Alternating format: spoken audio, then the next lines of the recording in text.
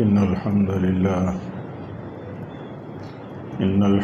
لله نحمده ونستعينه ونستغفره ونعوذ بالله من شرور أنفسنا ومن سيئات أعمالنا من يهده الله فلا مضل له ومن يضلل فلا هادي له وأشهد أن لا إله إلا الله وحده لا شريك له وأشهد أن محمدًا عبده ورسوله يا أيها الذين آمنوا اتقوا الله حق تقاته ولا تموتن إلا وأنتم مسلمون يا أيها الناس اتقوا ربكم الذي خلقكم من نفس واحدة وخلق منها زوجها وبث منهما رجالا كثيرا ونساء واتقوا الله الذي تساءلون به والأرحام إن الله كان عليكم رقيبا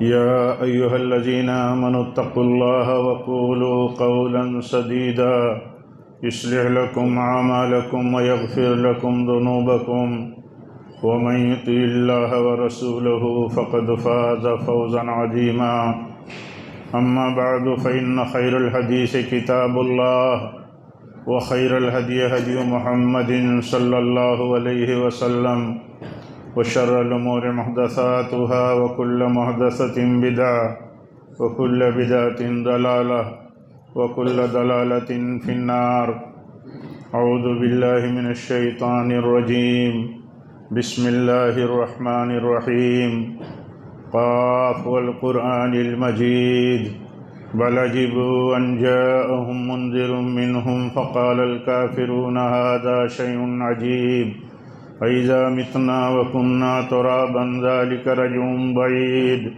قد علمنا ما تنقص الأرض منهم وعندنا كتاب حفيظ بل كذبوا بالحق لما جاءهم فهم في أمر مريج أفلم ينظروا إلى السماء فوقهم كيف بنيناها وزيناها وما لها من فروج والأرض مددناها وألقينا فيها رواسي وأنبتنا فيها من كل زوج بهيج تبصرة وذكرى لكل عبد منيب ونزلنا من السماء ماء مباركا فأنبتنا به جنات وحب الحصيد والنخل باسقات لها طلع نضيد رزقا للعباد وأحيينا به بلدة ميتا كذلك الخروج كذبت قبلهم قوم نوح وأصحاب الرس وثمود وعاد وفرعون وإخوان لوط وأصحاب الأيكة وقوم تبا كل كذب الرسل فحق وعيد أفعينا بالخلق الأول بل هم في لبس من خلق جديد وقال الله تعالى في موضع آخر ومن يشاقق الرسول من بعد ما تبين له الهدى ويتبع غير سبيل المؤمنين نوله ما تولى ونصله جہنم وساءت مصیرا۔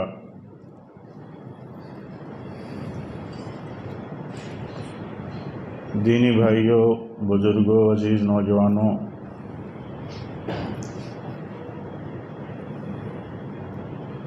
اللہ تعالیٰ نے جو دین ہمیں دیا ہے وہ دین مکمل کر کے دیا ہے۔ وہ دین اللہ تعالیٰ نے ہمیں کمپلیٹ دیا ہے۔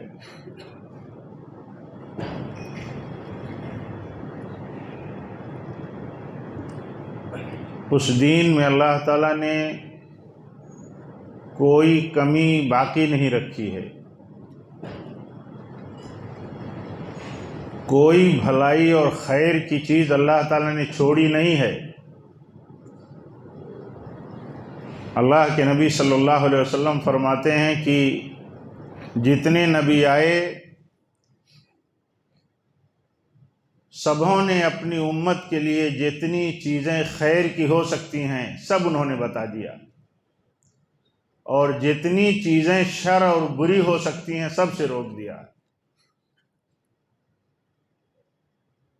اس سے ثابت ہوتا ہے، بہت موٹی بات ہے، اس سے ثابت ہوتا ہے کہ کوئی بھلائی کا کام اللہ تعالیٰ نے اپنے دین میں اپنے بندوں کے لیے باقی نہیں رکھا کہ اسے نہ بتا دیا ہو اپنے نبیوں کے ذریعے۔ ہم اس کو اگر تفصیل سے جا کر کے دیکھیں تو دیکھیں کتنے چھوٹے چھوٹے مسئلے ہیں، کتنے چھوٹے چھوٹے مسئلے ہیں جن کو اللہ کے نبی صلی اللہ علیہ وسلم نے ہمیں بتا دیا ہے۔ کتنے چھوٹے چھوٹے مسئلے ہیں، یہاں تک کہ آپ دیکھیے کہ ہمیں چپل اور جوتا پہننا ہے تو پہلے دایاں پاؤں ڈالنا ہے، دایاں پاؤں میں پہننا ہے، اور نکالنا ہے تو پہلے بائیں پاؤں کو نکالنا ہے، یہاں تک بتا دیا۔ ہم گھر سے نکلیں تو کیا پڑھیں، گھر میں داخل ہو تو کیا پڑھیں، یہاں تک بتا دیا۔ کھانا کھائیں، پانی پئیں تو اس کا کیا طریقہ ہے، یہاں تک بتا دیا۔ واش روم میں جائیں تو کیا طریقہ ہے داخل ہونے کا، نکلنے کا، کیا پڑھنا ہے داخلے کے وقت، نکلتے وقت، یہاں تک بتا دیا۔ یہ سب عام باتیں ہیں جو آپ اچھی طرح اللہ کے فضل و توفیق سے سمجھتے ہیں۔ یعنی مسئلہ صرف حوالہ دینے کا یہ ہے کہ اللہ کے دین میں چھوٹی سے چھوٹی چیزیں بھی چھوڑی نہیں گئی ہیں۔ بعض موقعوں پر کچھ یہودیوں نے طنز کسا، تانا دیا، کہا تمہارا دین کیسا دین ہے، یہاں پیشاب اور پاخانے تک کا طریقہ بتایا جاتا ہے۔ تو صحابہ کہتے ہیں یہ اللہ کا فضل ہے کہ ہمارا دین اتنا کمپلیٹ ہے کہ اس میں یہ سارے مسئلے بتا دیے گئے۔ جب یہ ذہن رہتا ہے ایک مسلمان کا کہ اللہ نے جو دین بھیجا وہ دین مکمل کر کے دیا، بتایا بھی، اعلان بھی کر دیا، الیوم اکملت لکم دینکم واتممت علیکم نعمتی۔ اللہ تعالیٰ فرماتا ہے آج نبی صلی اللہ علیہ وسلم حج میں ہیں، وہ آپ کا حجۃ الوداع ہے، آخری حج ہے، اس کے بعد آپ کا ربیع الاول کا مہینہ حج کے بعد آتا ہے، اس مہینے میں آپ کی وفات ہو جاتی ہے۔ وہاں اللہ تعالیٰ یہ آیت نازل کرتا ہے اور فرماتا ہے الیوم اکملت لکم دینکم، آج میں نے تمہارے لیے تمہارا دین تم پر مکمل کر دیا، پورا کمپلیٹ تم پر تمہارا دین ہم نے کر دیا ہے۔ دین میں کوئی چیز باقی نہیں ہے، کوئی باقی نہیں چھوڑی گئی ہے۔ امام مالک رحمۃ اللہ علیہ کہتے ہیں کہ جو شخص یہ کہے، جو شخص دین کے اندر کوئی نئی چیز نکالے، نئی چیز دین میں، دین کے نام پر، دنیا کے نام پر تو دنیا کے بہت سارے مسئلے نکلتے ہیں، آتے جاتے ہیں، وہ کہتے ہیں دین کے نام پر کسی نے کوئی نئی چیز نکالی اور ایجاد کیا اور پھر یہ سمجھتا ہے کہ یہ اچھی چیز ہے، تو اس نے تہمت لگائی نبی صلی اللہ علیہ وسلم پر کہ آپ پر جو دین اترا تھا آپ نے اس کو پورے کے پورے طور پر ہم تک نہیں پہنچایا، کچھ باقی رکھ لیا، کچھ کمی رہ گئی۔ یہ تہمت ہے نبی صلی اللہ علیہ وسلم پر۔ آپ سوچئے آج پوری دنیا میں ایک بڑا طبقہ نبی صلی اللہ علیہ وسلم کا میلاد مناتا ہے، آپ صلی اللہ علیہ وسلم کی پیدائش پر عید مناتا ہے، جشن مناتا ہے۔ آپ سوچئے جس ڈھنگ سے، جس لیول پر اور جس شان سے، جس ٹھاٹ باٹ سے اور جس ولولے سے یہ منایا جاتا ہے، اتنا بڑا عمل اسلام کی تاریخ میں، آپ بتائیے مسلمانوں کے بیچ میں اسے منایا جاتا ہے، آپ بتائیے اس کی بھی کوئی اصل ہونی چاہیے کہ نہیں ہونی چاہیے؟ جس دین میں چھوٹے چھوٹے مسئلے بتا دیے گئے، اس دین میں نبی صلی اللہ علیہ وسلم کی پیدائش پر جشن منانا ہے، خوشی منانی ہے، میلاد منانا ہے، جینتی منانی ہے، عید کے طور پر منانا ہے، اتنا بڑا مسئلہ اسلام میں نہیں بتایا گیا۔ اور نہیں بتایا گیا تو اسے دین کیسے بنا لیا جائے گا؟ اس کو نیکی کا کام کیسے کہا جائے گا؟ سوال تو دو ہی ہے، یا تو نبی صلی اللہ علیہ وسلم کی میلاد نیکی کا کام ہے، ثواب کا، اور یا تو گناہ کا کام ہے، بیکار کام ہے۔ اب اگر نیکی کا کام ہے تو ایک عام مسلمان بھی یہ بات سمجھ سکتا ہے کہ اگر نیکی کا کام ہے تو اللہ تعالیٰ نے اس نیکی کے کام کو، نبی صلی اللہ علیہ وسلم نے اس نیکی کے کام کو کیوں نہیں بتایا؟ آپ نبی بنائے جانے کے بعد 23 سالوں تک زندہ رہے، حیات رہے، 13 سال مکہ میں، 10 سال مدینہ میں، 23 سال کی آپ کی یہی مبارک زندگی ہے، آپ کی حیات طیبہ ہے، نیکی کا کام ہے، آپ کی ولادت ہے، آپ نے اپنی حیات طیبہ میں اپنی ولادت کا جشن، اپنی ولادت کی عید، اپنی ولادت کے لیے محفلیں رچانا، محفلیں سنوارنا، اس کے لیے آپ نے کوئی کام نہیں کیا۔ تاریخ سے کہیں سچی جھوٹی کوئی بات نہیں ثابت کر سکتا آدمی، یعنی سچی جھوٹی سے مراد کوئی جھوٹی بات بھی دلیل کے طور پر نہیں ملتی۔ اللہ کے نبی کے بعد آپ دیکھیے صحابہ میں سب سے زیادہ محبت کرنے والے حضرت ابوبکر رضی اللہ تعالیٰ عنہ، بے پناہ محبت کرنے والے تھے۔ سارے صحابہ محبت کرنے والے تھے، لیکن آپ کی محبت دیکھیے، آپ کو یار غار کہا جاتا ہے، آپ صدیق کے نام سے مشہور ہیں، آپ یار غار کے نام سے مشہور ہیں۔ صدیق اس اعتبار سے کہ جب سارا مکہ آپ کو جھٹلا رہا تھا تو کہہ رہے تھے کہ نہیں، آپ سچے ہیں، آپ اگر یہ کہتے ہیں کہ مجھے اللہ نے نبی بنایا ہے تو میں اس کی تصدیق کرتا ہوں۔ کہتے ہیں لوگ کہ کیسے آپ تصدیق کرتے ہیں؟ کہتے ہیں جس شخص سے میرا 40 سال کا تعلق ہے، کبھی جھوٹ نہیں بولا، تو آج وہ اللہ کے بارے میں جھوٹ کیوں بولے گا؟ اتنا گہرا رشتہ ہے، اتنا گہرا تعلق ہے، اتنا گہرا دوستانہ ہے، اتنی محبت ہے، اتنی محبت کہ جب ہجرت کے وقت نکلے اور یہ ترتیب بنائی کہ نہیں، پیچھا کر رہے ہیں لوگ، پیچھا کریں گے لوگ ہمیں پکڑنے اور گرفتار کرنے کے لیے، تو تھوڑا سا راستہ بدل کر کے کہیں رک جائیں۔ غار ثور میں رک گئے۔ غار ثور میں اندر کھوہ میں جا کر کے حضرت ابوبکر رضی اللہ تعالیٰ عنہ نے اس کی سر صفائی کی، آپ کو اس میں لے گئے، ایک سوراخ اس میں تھی، ایک سوراخ تھی اس میں، تو اس پہ انہوں نے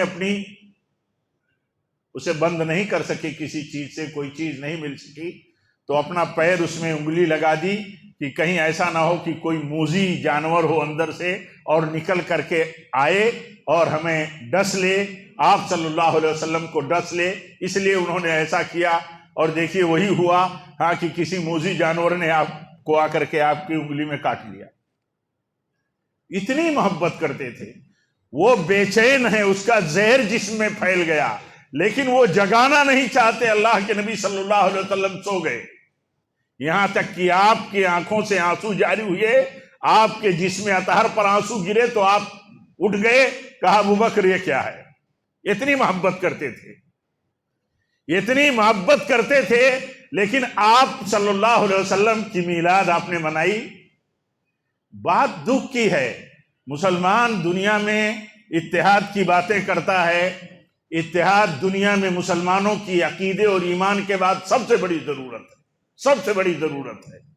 مسلمانوں کا مسلمان ہونے کی حیثیت سے ایک رہنا سب سے بڑی ضرورت ہے، لیکن اس طرح کے مسائل اور ایشوز جو دین کے نام پر چل رہے ہیں، ان کی بنیادوں پر ایک دوسرے کے خلاف اتنا لعن طعن، اتنا برا بھلا اور اتنی تلعین تکفیر کی جاتی ہے، اتنی لعنت و ملامت کی جاتی ہے، اتنا حدوں سے بڑھ جایا جاتا ہے کہ جیسے مثال کے طور پر کہ جو لوگ میلاد مناتے ہیں وہی محبت رسول والے ہیں، وہی آپ سے سچی عقیدت رکھنے والے ہیں، اور جو آپ کی میلاد نہیں مناتے وہی گستاخان رسول ہیں۔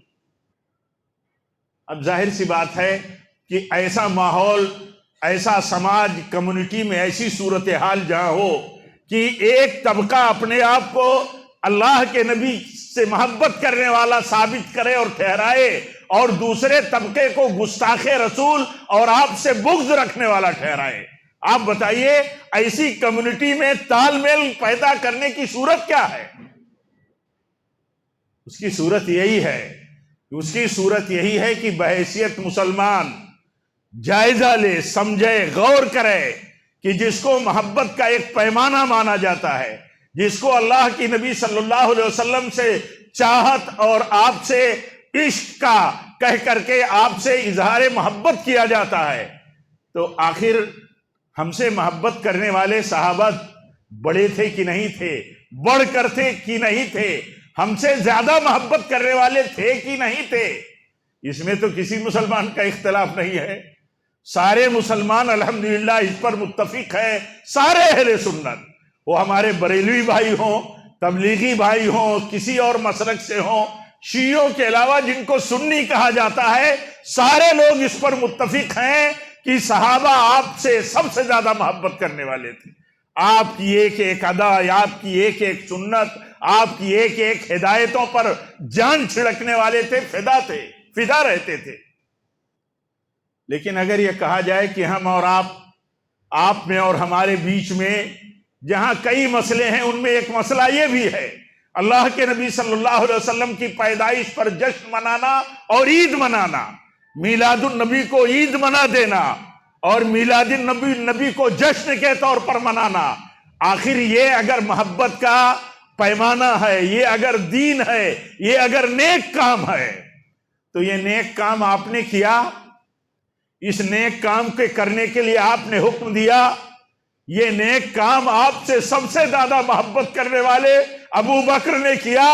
ایک موقع پر اتنا مارا قریش والوں نے حضرت ابو بکر کو، روایتوں میں آتا ہے کہ یہ سارا اتنا توڑ پھوڑ دیا تھا کہ پورا سپاٹ ہو گیا تھا، برابر نظر نہیں آتی تھی، یہ ناک اور یہ پیشانی اس طرح برابر سوچ کر کے ہو گیا تھا۔ ہوش آیا تو صرف یہی پوچھا کہ محمد صلی اللہ علیہ وسلم کہاں ہیں؟ کچھ نہیں، مجھے ان تک لے چلو، ملاؤ۔ اتنی محبت کرنے والے تھے، کچھ نہیں آپ کے سوا، ساری دنیا ہے اس کی زندگی میں۔ لیکن کوئی پوچھے، کوئی بتائے، ہمارا بریلوی بھائی عام آدمی بھی پوچھے اپنے مولوی سے، اپنے رہنماؤں سے کہ بتاؤ کہ کیا اللہ کے نبی کی 23 سالہ زندگی میں آپ کی میلاد منائی گئی؟ کیا آپ کے بعد حضرت ابوبکر کی خلافت کا زمانہ تھا، آپ حاکم وقت تھے، کیا ایسا ہوا کبھی؟ حضرت ابوبکر کے 2 سال خلافت کے، حضرت عمر کے تقریباً 11 سال خلافت کے، ایسے ہی حضرت عثمان کے 5 سے 6 سال، حضرت علی کے خلافت کے، یہ خلفائے راشدین، انہوں نے کیا کبھی نبی صلی اللہ علیہ وسلم کی ولادت کی تاریخ پر جشن منایا، عید منائی، چراغاں کیا، راتوں میں نعتیں اور دن میں اجتماعات اور محفلیں رچائی؟ آخر ہم آپ کس بات پر جھگڑتے ہیں؟ مسلمان آپس میں کس بات پر جھگڑتا ہے؟ مسلمان اگر اپنے ان بھائیوں کو جو میلاد النبی کے قائل نہیں، جو جشن کے قائل نہیں، جو اسے عید منانے کے قائل نہیں بلکہ اس کے خلاف ہیں، ان کو کس بنیاد پر یہ گستاخ کہتے ہیں؟ کیا یہ گستاخ کہتے ہیں حضرت ابوبکر کو؟ کیا یہ گستاخ کہتے ہیں خلفائے راشدین کو؟ کیا یہ گستاخ کہتے ہیں صحابہ کو؟ کیا تابعین کو؟ حتیٰ کہ وہ چاروں امام جن کی امامت کی ایک دنیا قائل ہے، دنیا کی اکثریت ان کی اماموں کی، ان کی امامت کی مطلب شاہد ہے اور قائل ہے اور تقلید بھی کرتی ہے، کیا ان چاروں اماموں میں کسی امام نے آپ کی میلاد کا جشن منایا ہے، اجازت دی ہے، حکم دیا ہے؟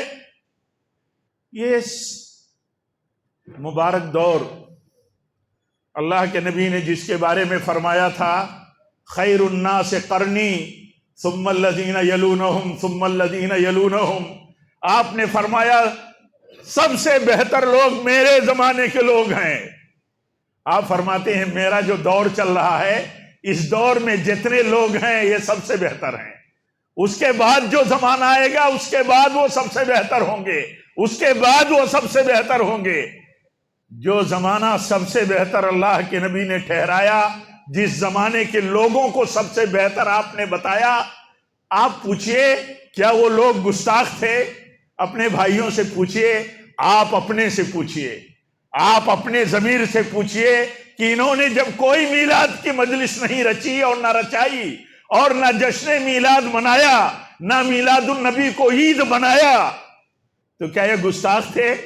آج آپ کے بھائی اہل حدیث گستاخ ہیں، یہ وہابی گستاخ ہیں، آپ ان کو گستاخ نہیں کہتے ہیں. حقیقت میں ان کے اصل جو سلف ہیں، ان کے اصل جو رہنما ہیں، جن کے طریقے پر چلنے کی ہدایت دی تھی اللہ کے نبی نے، آپ نے فرمایا تھا علیکم بسنتی، آپ نے فرمایا تھا علیکم بسنتی. جب تم اختلاف دیکھنا اپنے سماج میں، اپنی کمیونٹی میں، اپنے کلمہ پڑھنے والے بھائیوں میں جب اختلاف دیکھنا تو میری سنت سے چمٹ جانا، میرے طریقے سے جڑ جانا، دیکھ لینا میرا طریقہ کیا ہے. جس مسئلے میں لوگ اختلاف کرتے ہیں، آج اگر لوگ اختلاف کرتے ہیں کہ میلاد منائی جائے کہ نہ منائی جائے، تو مسلمانوں میں ان کا طریقہ، جو لوگ نبی کی سنت کے سچے پیروکار ہیں، ان کا طریقہ یہ ہے کہ اختلاف کے زمانے میں، کسی مسئلے کے اختلاف کے حالات میں، ان کا طریقہ یہ ہے کہ سنت ڈھونڈیں.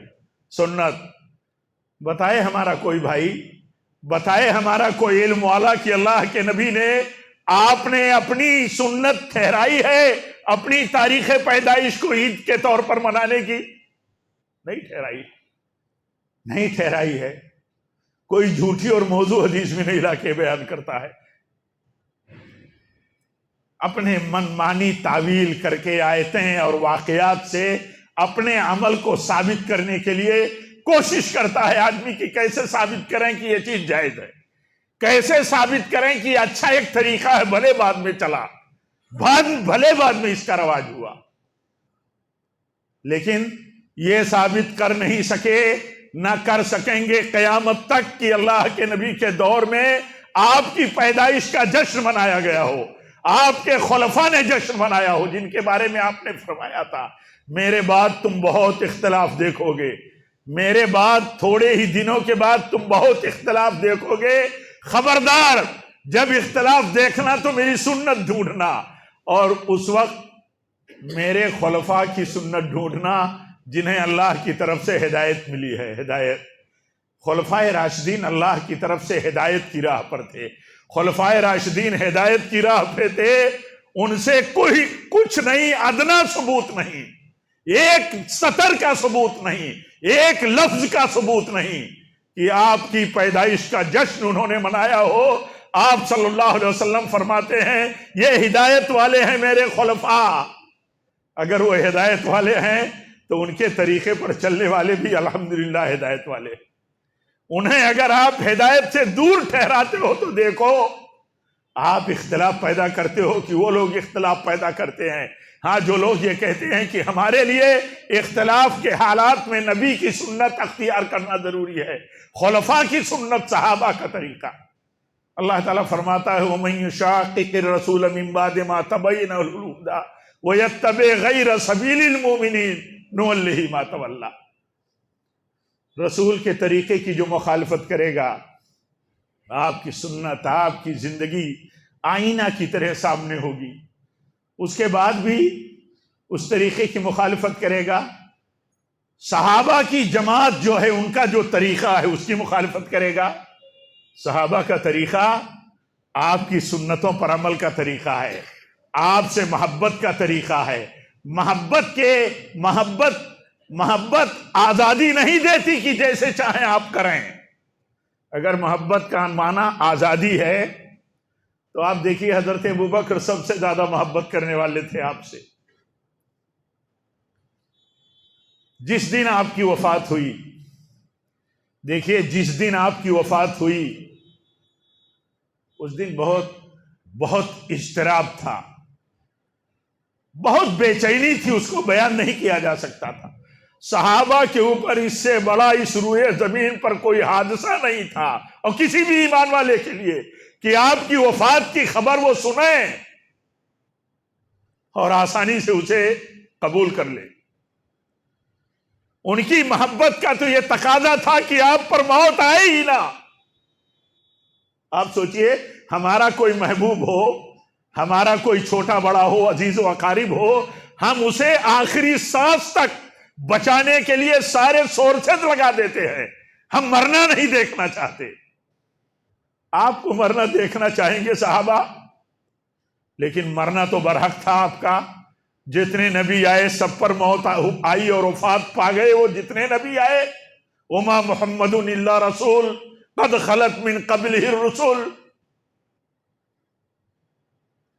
لیکن دیکھیے، جس دن وفات ہوئی آپ کی، بے چینی پھیل گئی، اضطراب پھیل گیا۔ حضرت عمر فرماتے ہیں، آپ گئے ہیں تھوڑی دیر کے لیے، پھر آپ ہمارے بیچ میں آ جائیں گے۔ آپ گئے ہیں اپنے رب سے سرگوشی کے لیے، آپ ہمارے بیچ میں لوٹ کر کے آنے والے ہیں۔ کوئی بولے گا نہیں کہ آپ کی موت ہو گئی ہے، ورنہ اس کا حساب تلوار سے کیا جائے گا۔ سوچئے، یہی تو چاہتے تھے وہ۔ آپ بتائیے، یہی تو محبت ان کی تھی کہ وہ کہا جائے کہ آپ کو موت نہیں ہوئی ہے۔ لیکن سب سے زیادہ محبت کرنے والا، سب سے زیادہ اس روئے زمین پر ثابت قدم حق اور سچائی پر حضرت ابو بکر تھے۔ وہ جب آئے آپ صلی اللہ علیہ وسلم کے حجرے میں گئے، آپ کے مبارک چہرے سے چادر ہٹائی، بوسہ دیا، اسی وقت کہا کہ آپ پر موت طاری ہو گئی ہے، آپ کو موت لاحق ہو گئی ہے، آپ وفات پا چکے ہیں۔ دیکھیے، سارے لوگوں کے دل کی یہ بات تھی نا کہ آپ کے مرنے کی بات نہ کی جائے، لیکن سب سے زیادہ محبت کرنے والا اٹل اور حق سے ہل نہیں سکتا تھا، وہ کہتے ہیں کہ آپ پر موت طاری ہو گئی۔ تو سچائی ماننا ضروری ہے۔ اس کے بعد کھڑے ہوئے تو سب لوگوں کے بیچ میں پڑھا، قرآن سے استدلال کیا، وما محمد الا رسول قد خلت من قبلہ الرسل۔ محمد صلی اللہ علیہ وسلم ایک رسول ہیں۔ جتنے رسول آئے اللہ کے، آپ سے پہلے بتاؤ کوئی ہے دنیا میں؟ آخر یہ بات اس لیے پوچھی جاتی ہے، خاص سے عام تک، کہ ہر آدمی کے ذہن میں یہ بات جانے کے بعد، سوال جانے کے بعد ایک ہی جواب ہو۔ وہ جواب ایک ہی کیا؟ کوئی رسول نہیں ہے آپ سے پہلے جو آیا ہے۔ جتنے رسول آئے وہ 1,00,000 سے زیادہ آئے، یا جو بھی ان کی تعداد ہو، کوئی رسول دنیا میں نہیں ہے۔ تو آپ بھی جب ایک رسول ہیں تو اللہ کی سنت کے مطابق آپ کو بھی جانا ہے۔ محبت کا تو یہ تقاضا نہیں ہے کہ اللہ کے قانون کو اور حق کا انکار کر دیا جائے۔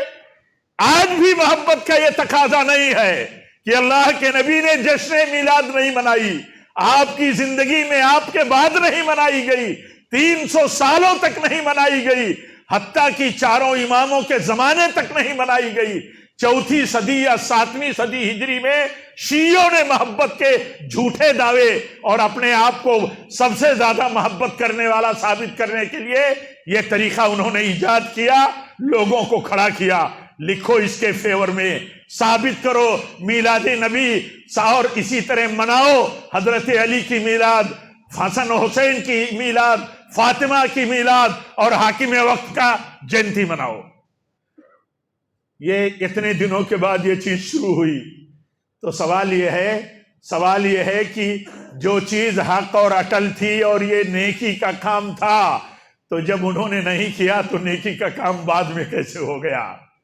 آخر نیکی کا کام ہی سمجھ کر کے تو ہمارا بھائی کرتا ہے، جو نہیں کرتا اس کو نیکی کا اور آپ صلی اللہ علیہ وسلم کا مخالف اور گستاخ ٹھہراتا ہے۔ کیسے ٹھہراتا ہے؟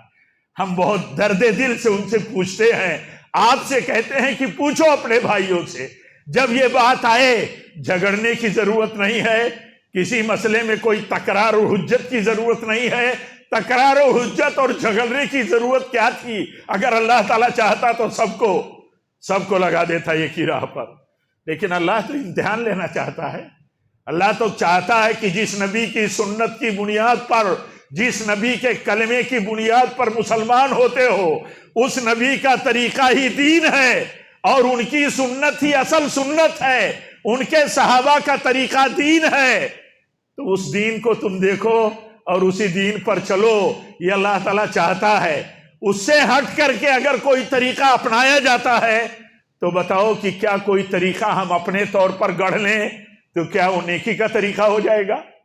ہر آدمی پوچھے کیا وہ نیکی کا طریقہ؟ عام لوگوں کا کیا مسئلہ ہے، ہمارے عام بھائیوں کا، نوجوانوں کا، جہاں ان کا دل لگتا ہے، جس سے شوق یا جس سے ان کے شوق کو ایک طرح سے ان کے جذبات کو اپنے حساب سے چلنے کا اور اپنے پورا کرنے کا شوق کو موقع ملتا ہے تو بہت خوش ہوتے ہیں وہ۔ لیکن ایک مثال جو آپ کو دیا ہوں وہی یاد رکھنا، زیادہ یاد رکھنے کی ضرورت نہیں ہے اگر بات ہم سمجھنے والے ہو۔ نبی صلی اللہ علیہ وسلم، حضرت انس بیان کرتے ہیں، کہتے ہیں نبی صلی اللہ علیہ وسلم سے ہم بے پناہ محبت کرتے تھے، بے پناہ بیان نہیں کیا جا سکتا۔ بعض صحابہ کہتے ہیں کہ کبھی ہم بال بچوں میں ہوتے ہیں اور آپ کی یاد آ جاتی ہے تو جب تک آپ کو آ کے دیکھ نہیں لیتے چین نہیں رہتا۔ آپ سوچئے یہ صورتحال رہتی تھی محبت کی، اتنی محبت کرتے تھے کہ اگر ادھر ادھر مشغول ہیں اور آپ یاد آئے تو بھاگ کر کے آپ کو دیکھ کر کے سکون حاصل کرتے تھے۔ لیکن کہتے ہیں ہم سب سے زیادہ محبت آپ سے کرتے تھے، لیکن آپ ناپسند کرتے تھے کہ جب آپ آئیں ہمارے بیچ میں تو ہم آپ کے لیے کھڑے ہو جائیں تو ہم کھڑے نہیں ہوتے۔ ہمارا دل کہتا تھا کہ آپ آئے ہیں تو ہم کھڑے ہو جائیں، لیکن آپ نہیں پسند کرتے تھے کھڑا ہونا اپنے لیے۔ آپ کہتے تھے یہ عجموں کا طریقہ ہے، اجمیوں کا، یہ اجمیوں کے بڑے لوگوں کی یہ خواہش ہوتی ہے کہ جب آئیں تو لوگ ان کے کھڑے ہو کر کے استقبال کریں، مجھے یہ پسند نہیں ہے۔ تو کہتے ہیں ہم سب سے زیادہ محبت کرنے کے باوجود آپ سے، آپ ہمارے بیچ میں جب آتے تھے تو ہم کھڑے نہیں ہوتے تھے۔ آپ سوچئے یہ میلاد کی مجلسیں جب ہوتی ہیں تو کہتے ہیں آپ ہمارے بیچ میں آنے والے ہیں، ڈھول کہیں بجتے ہیں، تاشے کہیں بجتے ہیں، قانون اپنا کام نہ کرے تو معلوم نہیں کتنے ہنگامے ہوں گے۔ ان ہنگاموں کے بیچ میں کہتے ہیں آمد رسول ہے۔ اللہ تعالیٰ ہمارے بھائیوں کو سمجھ دے، ہم سب کو سمجھ دے۔ جہاں جہاں ہم چوک رہے ہیں، جہاں جہاں ہم راستہ بھٹکے ہوئے ہیں، اللہ تعالیٰ ہمیں صحیح راستے پر لائے۔ یہ بہت بڑی صورتحال ہے، بہت عجیب صورتحال ہے، بیان کرنے سے باہر صورتحال ہے۔ یہ اتنی عجیب صورتحال ہے، اور وہ عجیب صورتحال اسی لیے ہے قرآن ایک سچائی بیان کرتا ہے، ایک مسلمہ اصول بیان کرتا ہے۔ جب صحابہ کے طریقے کی مخالفت ہوگی تو وہی مخالفت محبوب بنا دی جائے گی۔ بدعتوں سے محبت پیدا ہو جاتی ہے، سنتیں چھوڑ دینے کے بعد سنتوں سے لالچ نہیں لگتی، محبت نہیں لگتی، تو بدعتوں کا آدمی رسیہ اور دیوانہ ہو جاتا ہے۔ دیوانگی کی حد تک جب دیکھا جاتا ہے کہ کیسے جشن مناتے ہیں ہمارے بھائی، ہمارے بچے، ہمارے نوجوان، ہمارے اپنی کمیونٹی کے لوگ، تو ایسا لگتا ہے کہ دیوانے ہیں، دیوانے ہو جاتے ہیں۔ اسی دیوانگی کو شریعت کے پیمانے پر چیک کرنا ہے، اسی کو چیک کرنا رہتا ہے۔ کتنی آگے بات بڑھ گئی، لوگ اس 12 ربیع الاول کی مناسبت سے ایک بڑی تعداد میں مدینہ میں جمع ہوتے ہیں، کسی نام پر، زیارت کے نام پر، عمرہ کے نام پر جمع ہوتے ہیں۔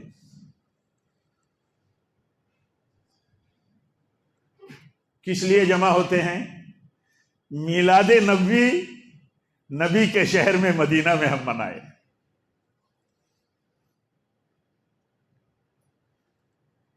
اللہ کے نبی صلی اللہ علیہ وسلم فرماتے ہیں جس نے کوئی بدعت میرے شہر میں مدینہ میں ایجاد کیا جس نے کسی بدعتی کو مدینہ میں پناہ دیا، لعنت ہے اس پر اللہ کی اور فرشتوں کی اور سارے لوگوں کی۔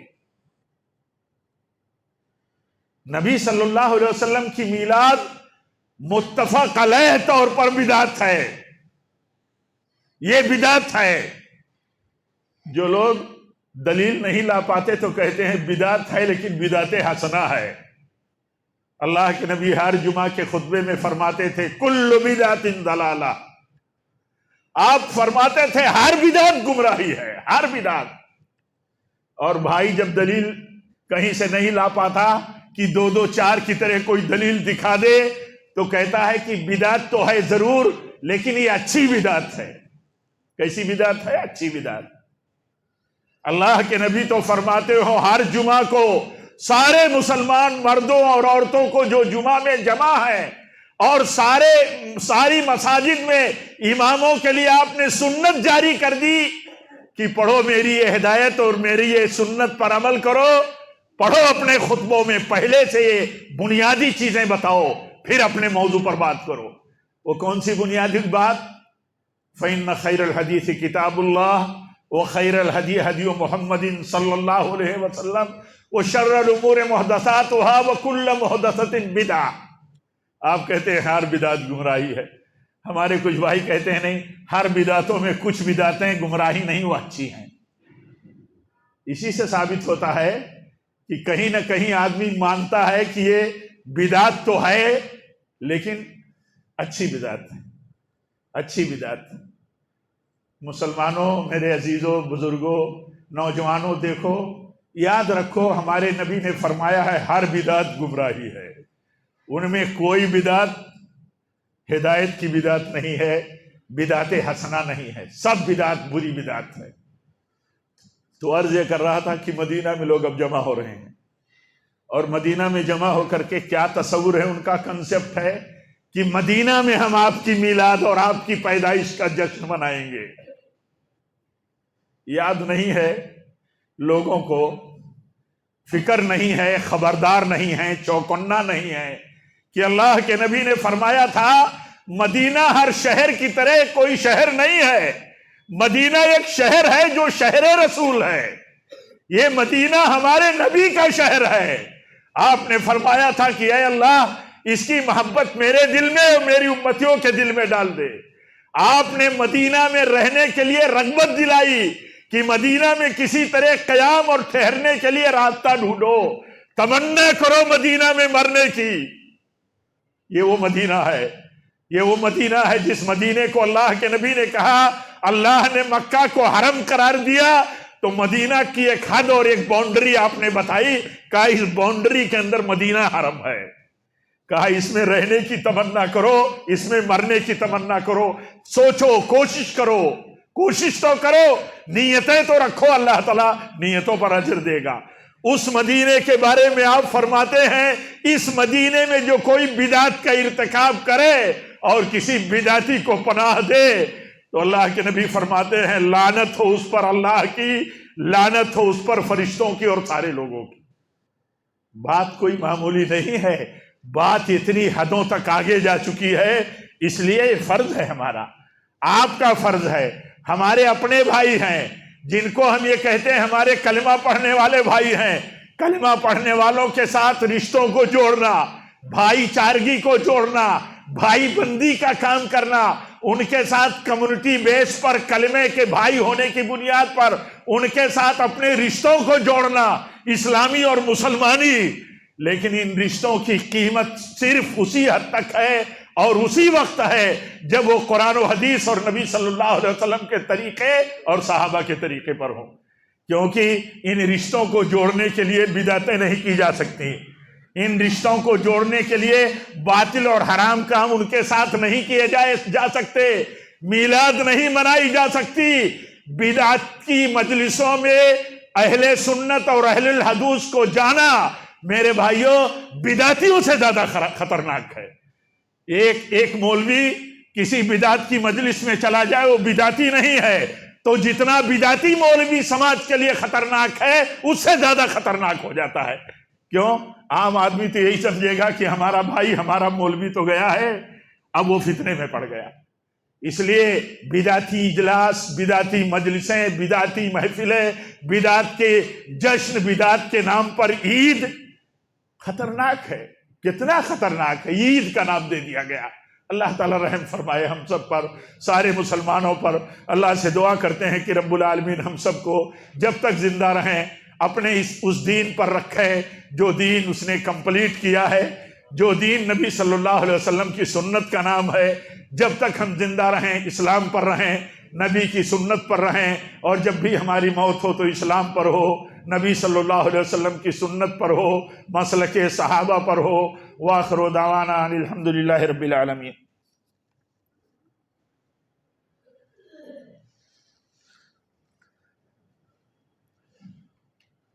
الحمدللہ رب العالمین والصلاة والسلام علی رسولہ النبی الکریم۔